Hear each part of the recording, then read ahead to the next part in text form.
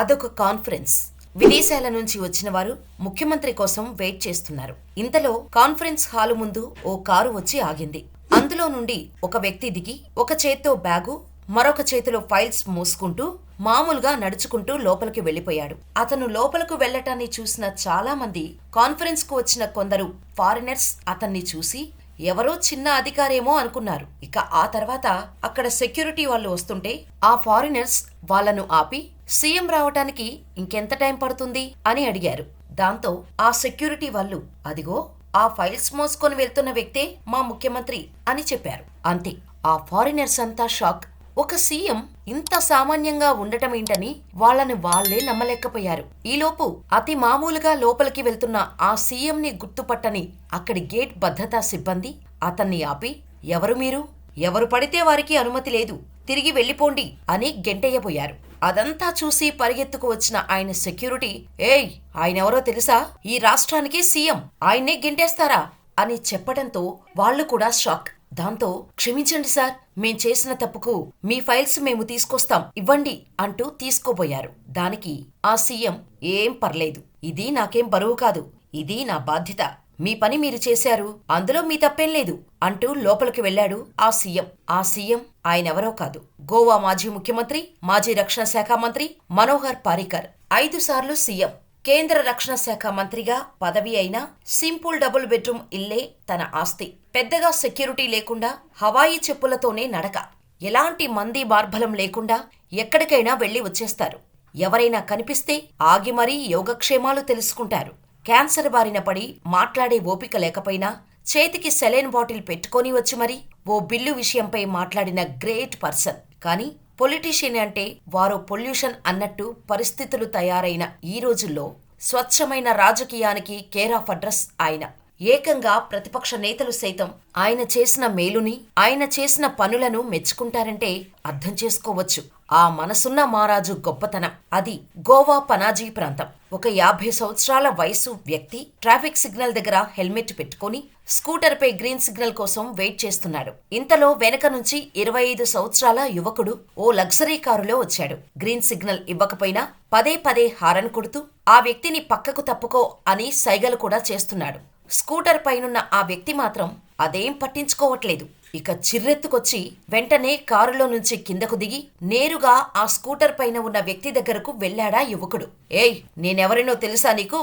ఈ state DGP కొడుకుని, నాకే దారివ్వవా అని ఆ వ్యక్తిని నోటుకొచ్చినట్టు తిట్టడం మొదలుపెట్టాడు. వెంటనే ఆ వ్యక్తి నవ్వుతూ, బాబూ, నువ్వు డీజీపీ కొడుకువైతే నేను ఈ రాష్ట్ర ముఖ్యమంత్రిని అని బదులిచ్చాడు ఆ స్కూటర్ పైన ఉన్న వ్యక్తి. ఆ వ్యక్తి ఎవరో కాదు, అప్పటి గోవా ముఖ్యమంత్రి, దేశ మాజీ రక్షణ మంత్రి మనోహర్ పారికర్. చిన్న చిన్న సర్పంచ్లు, ఎంపీటీసీ పదవులకే పెద్ద పెద్ద డాంబికాలకు పోయే ఈ కాలంలో ఒక వ్యక్తి కోసం రాష్ట్రం, కేంద్రం డిమాండ్ చేయటం చూస్తుంటే పర్రీకర్ నిజాయితీ ఎలాంటిదో అర్థమవుతోంది. గోవా సామాన్యుడిగా ప్రజల్లో పేరు పొందారు. రాజకీయ నాయకుల్లో ఆయనకు ప్రత్యేక స్థానం ఉంది. ఎంతో నిజాయితీపరుడిగా పేరు తెచ్చుకున్నారు. రాజకీయ ప్రత్యర్థులు సైతం ఆయన వ్యక్తిత్వాన్ని ప్రశంసిస్తారు. గోవాకు సుదీర్ఘకాలం పాటు ముఖ్యమంత్రిగా బాధ్యతలు నిర్వర్తించిన మనోహర్ పారికర్ పూర్తి పేరు మనోహర్ గోపాలకృష్ణ పారికర్. 1955 డిసెంబర్ 13వ తేదీన గోవాలోని మపుసాలో పుట్టారు. అతను తన సెకండరీ విద్యను మరాఠీలో పూర్తి చేశారు. మెటలర్జికల్ ఇంజనీరింగ్ కోసం ఐఐటి బాంబేలో చేరాడు. ఇండియాలో ఐఐటి చదివి ఎమ్మెల్యే అయిన మొదటి వ్యక్తి పారికర్. ఆ తర్వాత సీఎం అయ్యారు. అతనికి ఐఐటి బాంబే విశిష్ట పూర్వ అవార్డును కూడా ప్రకటించింది. పారికర్ రాజకీయాల్లోకి ఎలా వచ్చారంటే, స్కూల్లో ఉన్నప్పుడే ఆర్ఎస్ఎస్ లో జాయిన్ అయ్యారు. అంచెలంచెలుగా ఎదిగి ముఖ్య శిక్షక్ స్థాయికి చేరుకున్నారు. అయితే ఇంజనీరింగ్ చేస్తున్న టైంలో ఆర్ఎస్ఎస్ కార్యకలాపాలకు కొంచెం బ్రేక్ ఇచ్చారు. ఆ తర్వాత మళ్లీ ఆర్ఎస్ఎస్ లో క్రియాశీలకంగా మారి 26 ఏళ్ల వయసులోనే సంఘ్ చాలకగా సేవలందించాడు. కరెక్ట్ గా అప్పుడే రామజన్మభూమి ఉద్యమం పీక్ స్టేజ్ లో ఉంది. ఈ ఉద్యమంలో పారికర్ సత్తాను చూసిన ఆర్ఎస్ఎస్ బీజేపీలో చేరమని పంపించింది. 1994లో మొదటిసారిగా ఎమ్మెల్యేగా ఎన్నికైన పారికర్ 1999లో ప్రతిపక్ష నాయకుడిగా పనిచేశాడు. 2000 సంవత్సరంలో గోవా ముఖ్యమంత్రిగా తొలిసారి ఎన్నికైన పారికర్ తన పాలనతో గోవా ప్రజల మనసులు గెలుచుకున్నారు. 2014లో ఉన్న 2 లోక్సభ సీట్లను గెలుచుకున్న బీజేపీ పర్రీకర్ను కేంద్ర మంత్రి వర్గంలో చేరమని ఆహ్వానించింది. కానీ దానికి ఒప్పుకోలేదు పర్రీకర్. దీంతో స్వయంగా ప్రధాని నరేంద్ర మోడీ వచ్చి, నీలాంటి వ్యక్తి సేవలు ఒక రాష్ట్రానికే పరిమితం కాకూడదు, దేశానికి నీ సేవలు అవసరం అని బుజ్జగించి మరీ తన కేబినెట్లో రక్షణ మంత్రిగా చేర్చుకున్నారు. మనోహర్ పర్రీకర్ రక్షణ శాఖ మంత్రిగా బాధ్యతలు చేపట్టిన వెంటనే ప్రతి అంశాన్ని క్షుణ్ణంగా పరిశీలించారు. సైనికుల కోసం బూట్లను 25,000 రూపాయలను కొనుగోలు చేయడం చూసిన ఆయన, వాటిని దిగుమతి చేసుకోవడానికి బదులు భారత్లోనే తయారు చేయిస్తే ఉద్యోగ కల్పనతో పాటు నిధులు ఆదా చేయవచ్చు అని ఆలోచించారు. దీంతో బూట్ల గురించి ఆయన ఆరా తీయటంతో అవాక్కయ్యే విషయాలు వెలుగులోకి వచ్చాయి. ఆ బూట్లను తయారు చేస్తోంది మన రాజస్థాన్లోనే. అవి ఇక్కడే తయారై ఇక్కడి నుండి ఇజ్రాయిల్ వెళ్లి మరలా అక్కడి నుండి మనం వాటిని అధిక ధరలకు దిగుమతి చేసుకుంటున్నామని తెలియటంతో ఆశ్చర్యపోయిన పర్రీకర్ వెంటనే ఆ కంపెనీతో ఒప్పందం కుదుర్చుకొని రమ్మని రక్షణ శాఖ అధికారులను ఆదేశించారు. అయితే టైంకు డబ్బులు చెల్లించరని, బిల్లులు త్వరగా పాస్ కావని భారత రక్షణ శాఖ ఒప్పందానికి ఆ కంపెనీ యాజమాన్యం ససేమిరా ఒప్పుకోలేదు. దీంతో ఆయనే స్వయంగా యాజమాన్యాన్ని కలుసుకొని డబ్బు చెల్లింపులలో ఒక్కరోజు ఆలస్యమైనా తనకు ఫోన్ చేయమని తన వ్యక్తిగత ఫోన్ నెంబర్ ఇచ్చి ఒక్కొక్క జత షూస్ 2,200కు అందించేలా ఒప్పందం కుదుర్చుకున్నారు. పర్రీకర్ పనితనం, ఆయన వ్యక్తిత్వం ఎలాంటిదో చెప్పటానికి ఇదొక చిన్న ఉదాహరణ మాత్రమే. అసెంబ్లీకి స్కూటర్ మీద వెళ్తారు. ప్రోటోకాల్ ఉండదు, కాన్వాయ్ ఉండదు, పోలీస్ కేసులలో జోక్యం ఉండదు. ఎప్పుడైనా కారులో అసెంబ్లీకి వెళ్లేటప్పుడు ట్రాఫిక్ జామ్ అయితే కారు దిగేసి స్కూటర్ పై ఉన్న ఎవరో ఒకరిని లిఫ్ట్ అడిగేస్తాడు. బడ్డీ కొట్టులో టీ తాగుతాడు. ఫుట్పాత్ పై ఉన్న బజ్జీలు తింటాడు. సార్, మీరు ఈ రాష్ట్రానికి సీఎం, బడ్డీ కొట్టులో కొనుక్కోవడం ఏంటి అని అడిగితే కామన్ పీపుల్ ఉండేది అక్కడే, మన పాలన ఎలా ఉందో కరెక్ట్ ఫీడ్బ్యాక్ వచ్చేది అక్కడి నుంచే అని సమాధానమిచ్చేవారు పర్రీకర్. పర్రీకర్ పర్సనల్ లైఫ్ విషయానికి వస్తే, మనోహర్ సతీమణి మేధ. ఆమె 2001లో మృతి చెందారు. పర్రీకర్కు 2 కొడుకులు ఉన్నారు. వారి పేరు ఉత్పల్, అభిజిత్. ఉత్పల్ మిచ్గానే స్టేట్ యూనివర్సిటీలో ఎలక్ట్రికల్ ఇంజనీరింగ్ గ్రాడ్యుయేట్ చేశారు. అభిజిత్ స్థానికంగా బిజినెస్ చేసుకుంటున్నారు. పర్రీకర్ ఎమ్మెల్యే కాకముందు చిన్న చిన్న వ్యాపారాలు చేసేవారు.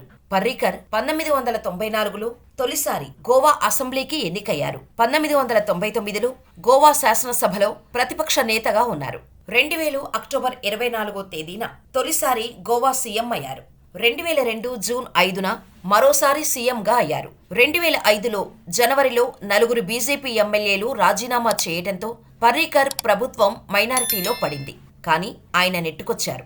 2007లో కాంగ్రెస్ గెలిచింది. 2012లో మళ్లీ బీజేపీ గెలవటంతో పర్రీకర్ సీఎం అయ్యారు. 2014లో కేంద్ర రక్షణ శాఖ మంత్రి అయ్యారు. 2017లో తిరిగి గోవా సీఎం అయ్యారు. 2014, 2017 మధ్య ఆయన రక్షణ శాఖ మంత్రిగా ఉన్నారు. ఉత్తరప్రదేశ్ నుంచి రాజ్యసభకు నామినేట్ అయ్యారు. ఆ తర్వాత క్రమంగా పర్రీకర్ ఆరోగ్యం క్షీణించటం మొదలుపెట్టింది. దాంతో టెస్టులు చేయించగా క్లోమగ్రంథి క్యాన్సర్ బారిన పడినట్టు తేలింది. ఈ విషయాన్ని అక్టోబర్ 27, 2018న ఆ రాష్ట్ర ప్రభుత్వం ప్రకటించింది. ఆ తర్వాత అమెరికా, ముంబై తదితర చోట్ల చికిత్స తీసుకున్నారు. ఆరోగ్యం సహకరించకపోయినా చివరి వరకు చికిత్స తీసుకుంటూ ప్రభుత్వ కార్యకలాపాలు నిర్వహించారు. అంతేకాకుండా ఓ బిల్లు విషయమై ఓపిక లేకపోయినా చేతికి సెలైన్ బాటిల్ తగిలించుకొని లోక్సభకు వచ్చి తన వాదనలు వినిపించారు. ఇది జరిగిన కొన్ని రోజులకే, అంటే మార్చి 17, 2019న ఆయన తుది శ్వాస విడిచారు. అసలైన నాయకుడికి నిర్వచనం చెప్పిన పర్రీకర్ ఇలా క్యాన్సర్ వ్యాధిన పడి మరణించటం నిజంగా బాధాకరం. ఆయన చనిపోయి దాదాపు 7 సంవత్సరాలు గడుస్తున్నా గోవా రాష్ట్ర ప్రజలు ఇప్పటికీ ఆయన్ను మర్చిపోలేదు. చివరకు ప్రతిపక్ష నాయకులు సైతం ఆయన చేసిన పనులను ఇప్పటికీ గుర్తు చేసుకుంటారంటే అర్థం చేసుకోవచ్చు ఆయన గవర్నెన్స్ ఎలా సాగిందో అనేది.